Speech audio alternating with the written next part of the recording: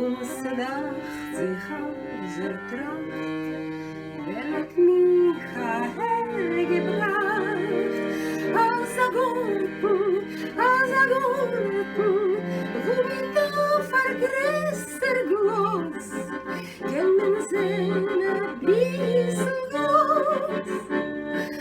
Soll das der Garten sein, oder sein Morgenschein? Aber unser Garten, wo der nicht unser Garten,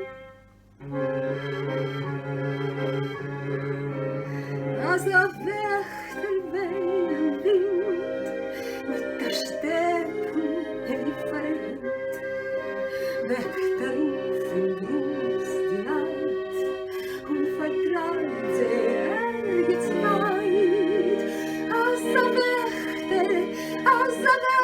Wächter, muss Not beim Kolleron, denn was hat kein Beis getan, soll das unser Wächter sein, oder sein Morgenschein.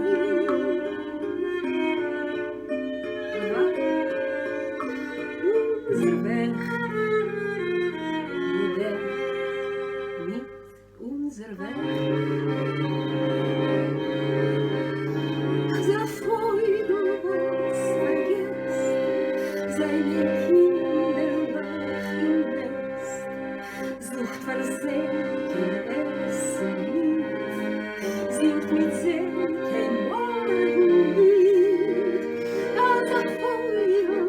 Als der Vogel, muss hebt sich gar nicht gut, und prüft nicht fliehen auf. Soll das unser Vogel sein, oder sein in Morgenschein?